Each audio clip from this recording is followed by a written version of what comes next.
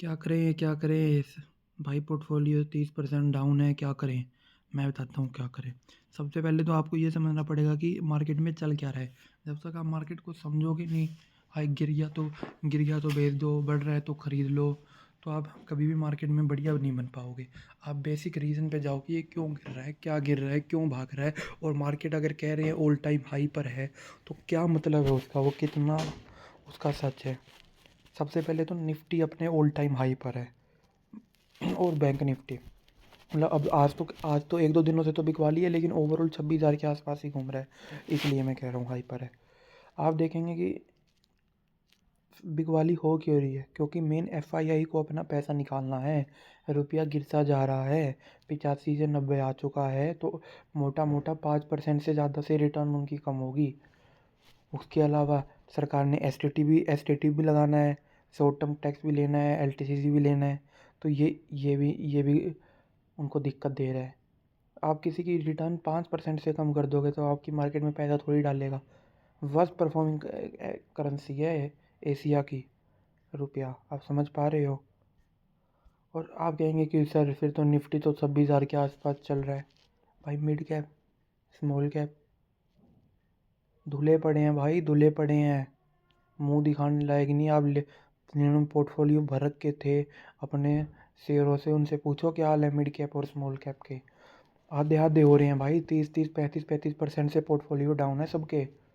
और average portfolio 20-21% average portfolio down है जिन्होंने मिड कैप स्मॉल कैप में भर के पैसा लगाया था पिछले 1.5-2 साल में। आप देखेंगे कि निफ्टी 225 पॉइंट पिटा। रीज़न रीज़न एफआई की बिकवाली होगी, और आज कोई मार्केट में स्पेसिफिक रीज़न नहीं था। आपका रेपो रेट कट कर दिया, आपका बजट बजट नहीं, वो 12 लाख की टैक्स एग्जम्पशन दे दी।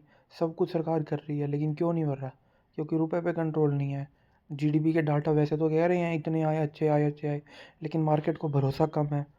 एटलीस्ट दिखा तो नहीं, मार्केट ने उन पे भरोसा दिखाया है जीडीपी के नंबर्स पे। एचडीएफसी बैंक आपका 1000 के आसपास कितने टाइम से खड़ा है, कुछ बढ़ ही नहीं रहा है आपका। अब करें क्या सर इस मार्केट में, करें क्या भाई? मार्केट तो बढ़ेगी, 150 करोड़ लोग हैं, खर्चेंगे। कुछ तो अमीर होंगे तो खर्चेंगे।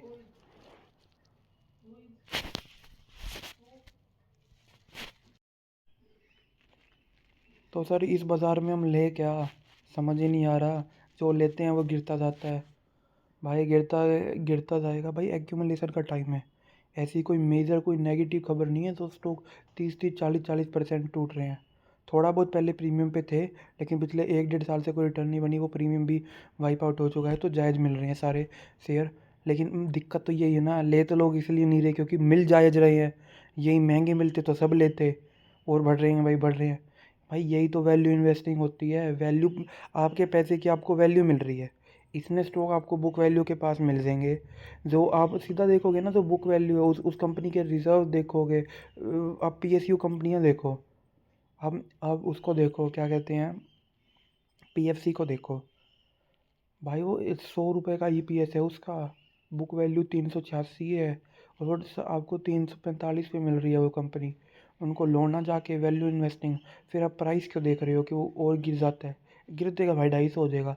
लेकिन क्या सत्य, क्या उस प्राइस पे ख़रीदना वो महंगा है या उस प्राइस पे वो जायज़ है? आप ये देखो।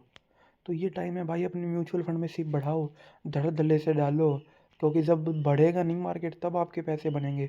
अपनी सिप पे जोर डालो। मुश्किल होता है भाई, होता है मुश्किल डालना। लगातार डालने लग रही हैं भाई, 1.5 से 1 साल से गिरता जा रहा है, गिरता जा रहा है। लेकिन भाई रिटर्न भी तो चाहिए ना, जब बनेगा तब एक साथ ही बनता है भाई। आपने देखा होगा 2022-23 कैसे कैसे पैसा बना है। वो तो आप देखते थे कि म्यूचुअल फंड की रिटर्न 55-55%। तो भाई सब्र रखना पड़ता है। आप डालो स्मॉल कैप में, फ्लेक्सी कैप में। आप कम पराग पारिक का फ्लेक्सी कैप इतना बढ़िया फंड है, बंधन का स्मॉल कैप इतना बढ़िया फंड है। आप रिटर्न देखो। या आपको ये दोनों ठीक ना कि मैं कोई इन्वेस्टमेंट एडवाइज़र नहीं हूँ, आप खुद से देखो। लेकिन टाइम यही है भाई, टाइम यही है डालने का।